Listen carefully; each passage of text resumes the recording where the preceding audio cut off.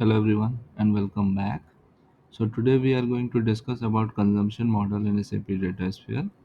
Before proceeding with the session, I want to clarify a few things from the previous session. So I will just jump to the SAP Datasphere. Okay, so as you can see my screen, I have created a calculated attribute for company plus city. In the example, I have used a plus symbol in the formula instead of double vertical line. Actually the formula stands for SQL statement. You can write a SQL statement and you need to write a formula. So if you are referring my previous video, because these two are string, company and city both. So if we want to perform a string operation, for example if you want to concatenate two strings, instead of using a plus symbol, use a double vertical line, so then it will work.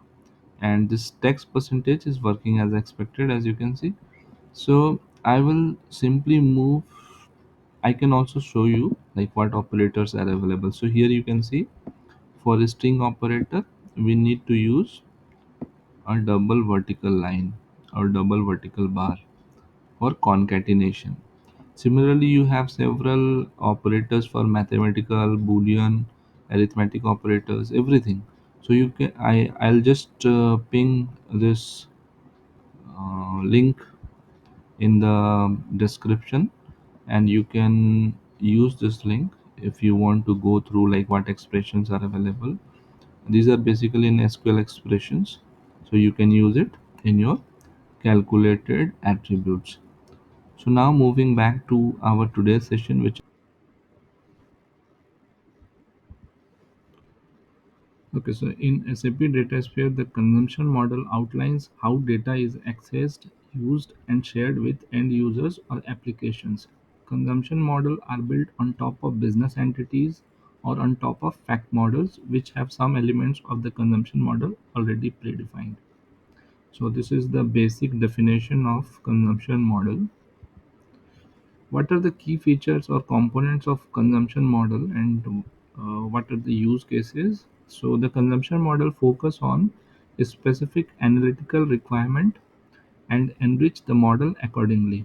So as an example, this could mean setting measures and attributes from different facts and dimension sources or fact models into relation by defining context dependent navigations to compose use case specific consumption model.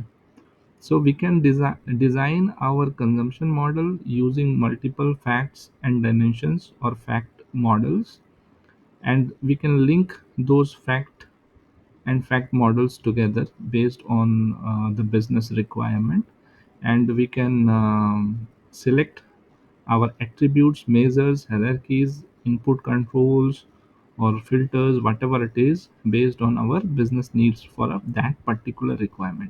So consumption model are requirement specific. However, fact model can be used for multiple requirements. Same fact model can be reused for multiple business requirements. So that's one of the difference. The consumption model allows harmonized reporting on different measures and attributes of all the included fact and dimension sources. The object used for reporting is the perspective, which is defined within the consumption model editor. So what it says, what does it mean is, for example, you have created a consumption model by combining multiple fact models, facts and dimensions, and you have linked your fact models accordingly in your while creating your consumption model. Now you have, for example, 50 or 60 attributes available, 10 measures available in your consumption model. So now you are done with creation of your consumption model. Why we call it harmonized reporting? Because you can use the same consumption model and you can create multiple perspective within the same consumption model. So maybe for one reporting purpose you need only five dimensions and two measures. Then you can create one perspective and select only those fields in your perspective. This perspective will be used as an output, either to send the data to any third party tool or to any SAP application itself, either using API, or you can also connect it with SAP Analytics Cloud and design a SSA story using your perspective. So we can use same consumption model and create multiple perspective as well based on our requirement. So that is why we called it that harmonized reporting. Some other key features are like we can define authorization scenarios in consumption model, which allows modelers to define which data is relevant to a user's context. They are made available through business entities and can be used in consumption model for use specific use cases. So we can define the authorization so that only relevant data will be seen to a specific user group. So this is pretty important from a data security perspective, like how we can define a role and how we can use it in our consumption model. Then we can create multiple perspectives for our consumption model, which allows to different variant to enable quick validation, while modeling perspective can be used to create stories in SAP Analytics Cloud. So as I said, we can create multiple perspective in consumption model, which can be used for several purposes, out of which quick validation is one of them. We can also use our perspective to create our stories in SAP Analytics Cloud. We can define filters, input controls, hierarchies based on business needs while creating our consumption model. So these are few of the key features of consumption model. When we talk about the tabs, it has a general tab, a source model tab, which has the source information, the fact models, the dimensions uh, that we are using to create our consumption model. Then we have the measures, the attributes, the input parameters, hierarchies, filters, and perspective. So we will not discuss hierarchy input parameter here because we will cover that in a separate session, but we will discuss about the remaining tabs in our demo session. So it's time to move to the demo session for consumption model. Okay, so we are in the business builder screen, and here we have an option to create a consumption model. So we will click on consumption model, and here we need to provide the business name for our consumption model. So let's use sales order. So you can change the technical name if required, but I will keep it as cm underscore sales order. Now you can select your fact sources which will be used for creating this model. So for example, I have selected only one for now, and I'll move to step 3, name the alias, and click on create. So sales order is saved now, and you'll be able to see this screen. Now for example, take an example, there is two facts. Okay, certain information, for example, gross amount is coming in one table and net amount is coming in another table. This is just an example. Similarly, there are cases that data is distributed region wise. So maybe for Asia region you have one fact model, for EMEA region you have one fact model.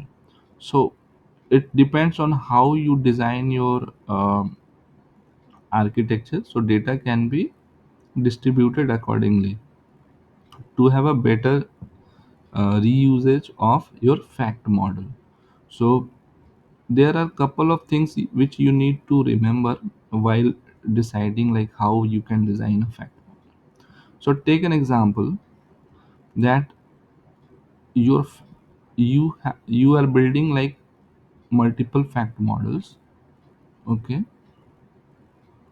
and you know that or maybe there is a requirement, for example, you don't know whether to create a fact model or consumption model.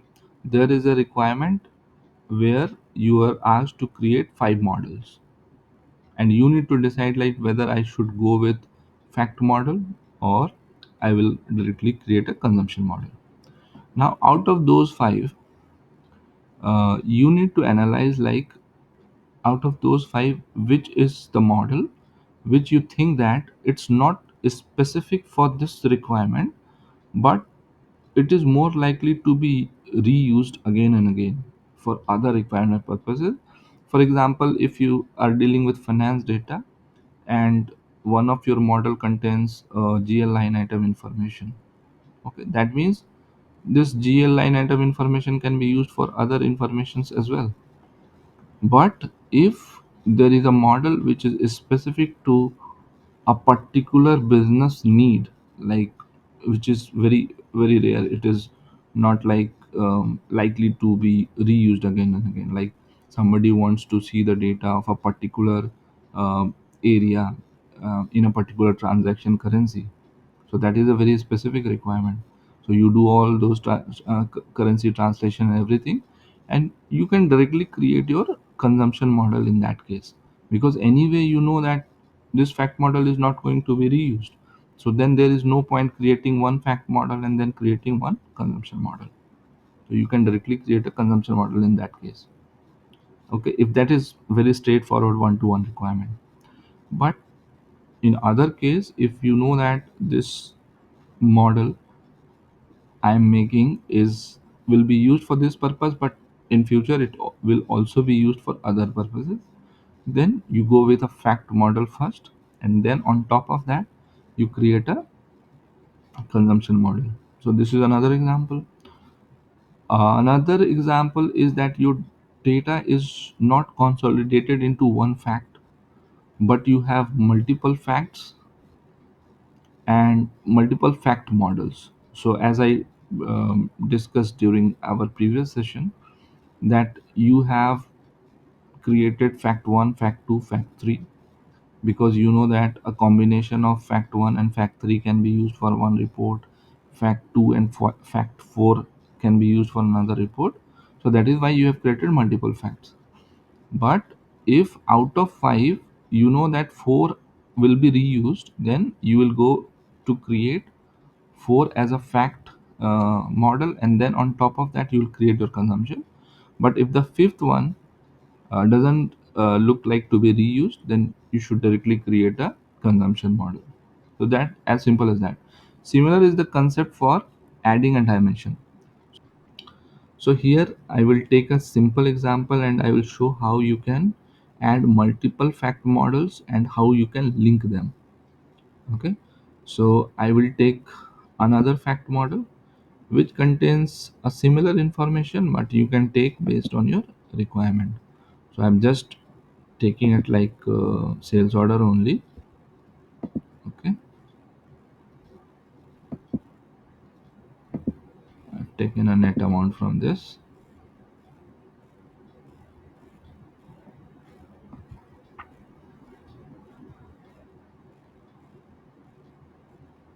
Okay, so both are added. Now for me both of these have almost similar structure. Only thing is one contains the gross amount, another contains the net amount. But I need gross amount and net amount both in my output. So I need to link it. As of now, it is just added, but it is not linked. So how you will link this? So this is very important, like how you are going to link it.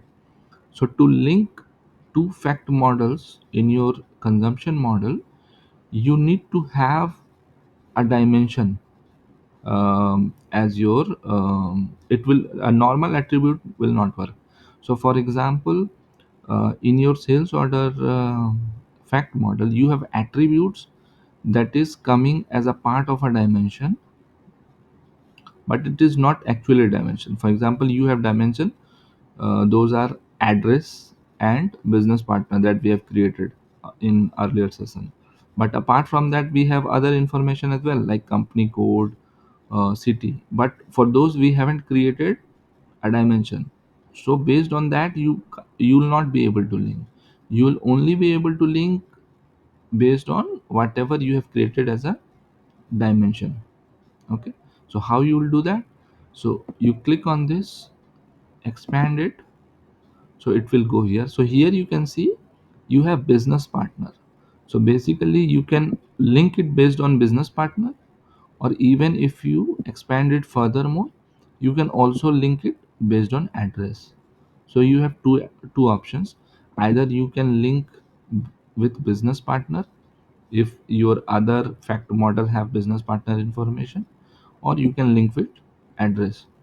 So whatever structure expands over here is the only option which will allow you to link your model, otherwise it will not allow. So in case it is not coming over here, you need to go back and think like with how you can create a dimension first and then again do the associations and everything. Okay, so here we will click on plus. So here you can see the address is added like this. Now you can click on this option, click on plus. So business partner appears over here, you click on plus. So address, so we have sales order fact model and fact model 1, both have address information. Now how we can link it? Using this link button. Okay, so now it is linked based on the address ID of both the tables. So now the link has been created based on the address. We will click on create.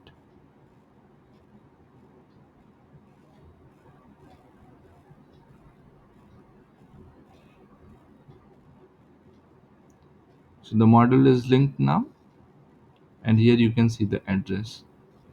Okay, because we have linked based on the address. Okay, so now we'll move to the general part or the general tab, and here you have a mandatory option like allow public data access. So this will allow the public data access for this model, but when you are working on a real project, you need to create authorization first, and then here you will be able to add it. So as of now I am not created an authorization scenario, that is why here is I didn't get anything to add. So for this demo purpose I will use allow public access. We will discuss the authorization scenario in later sessions. Okay, sorry. So let's save this,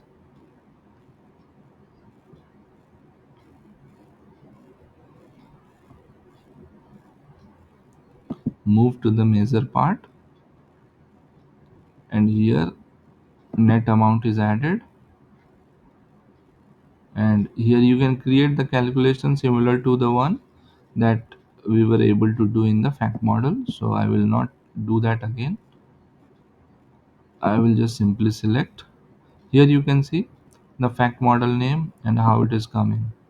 Okay, so net amount is already selected. We can also select the other informations from this and click apply. Okay, so here you can see all the four measures are selected, and here you can see the source object.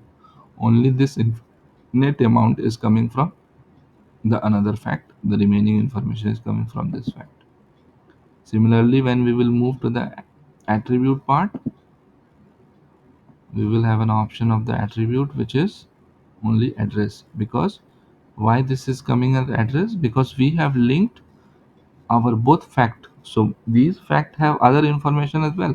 So they have business partner, they have sales order ID and everything. But you need to remember, because you have used address ID to link those, so address ID is now your dimension for this consumption model. So everything will appear as an attribute will be coming from the address ID.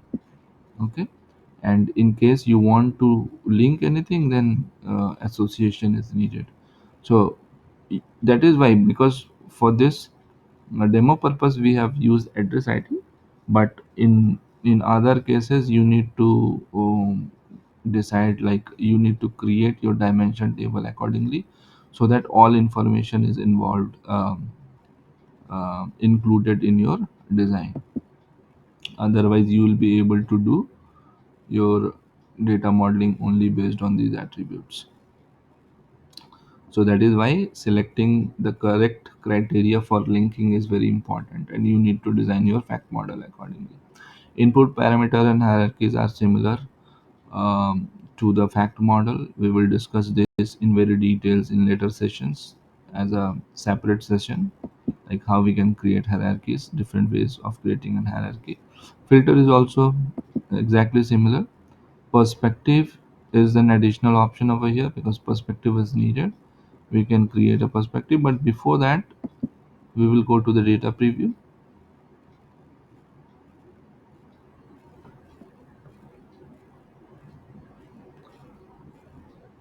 and here we have our data preview available. So address id and relative information about the city, country and everything, gross amount, net amount and address type. So we will go back,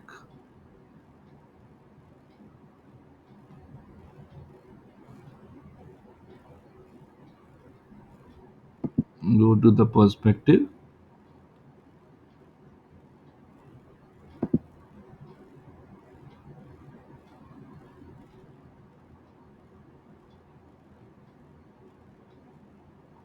So here is a perspective option.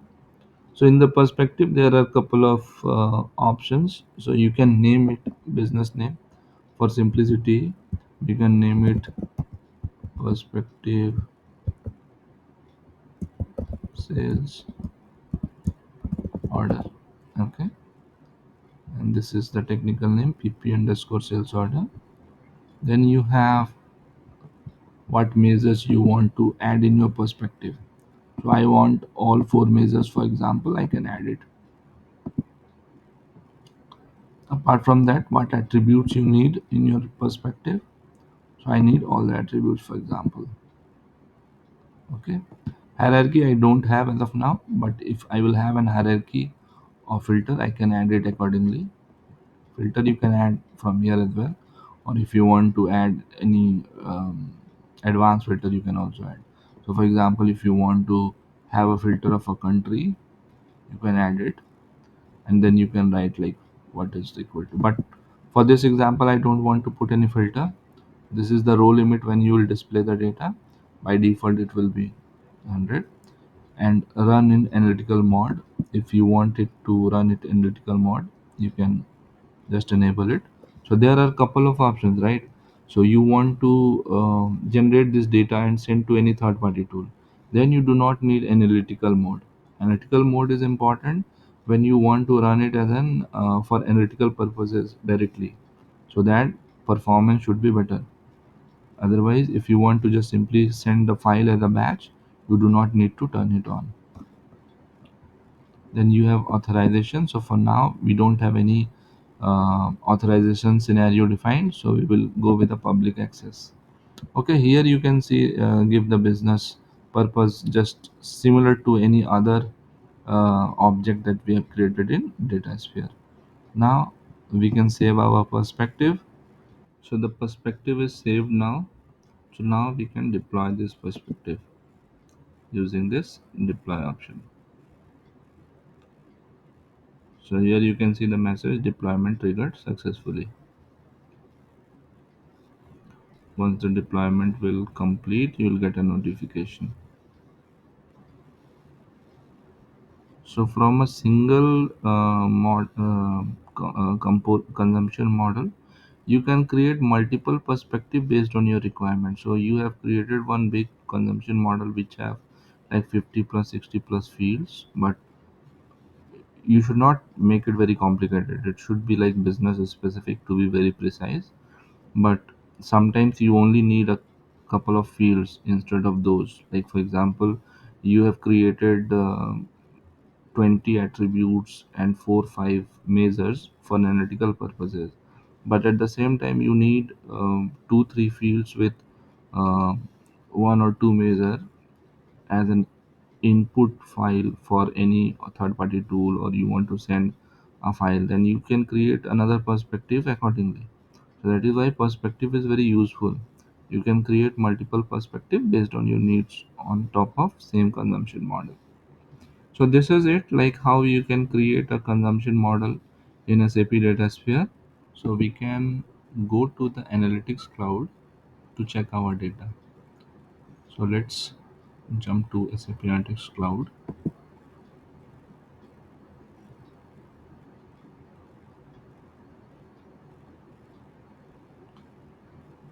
Okay, so this is our SAP Analytics Cloud. So in case you want to create a connection, you can go to the connection tab here and just simply click on this plus option. Okay, and what you have to put in the portal is basically this one. This is the link that you need to put.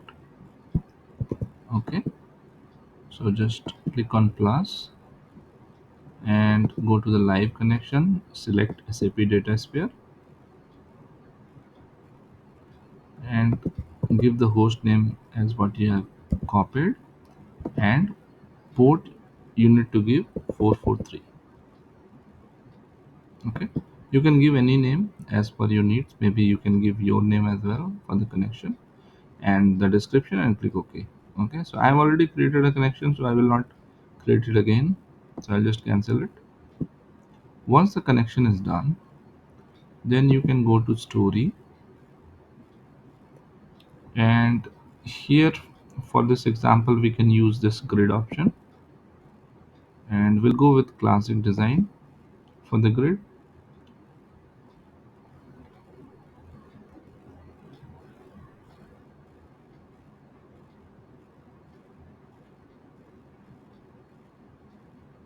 And we'll try to, let's add a canvas page, try to add any chart, and here you have SAP Datasphere Analytics dataset option. Just select that, and connection, you can select the connection that you have just created. So for example, I have created a tech tube connection, so I'll select this. It will authenticate. So if everything is fine, then it will go to select the space. Space is my training ID, and then I will select the data space. So here you can see, you are able to see the perspective that we have just created. So similarly, the number of perspective that you will create in your space, you'll able to see here. Click OK,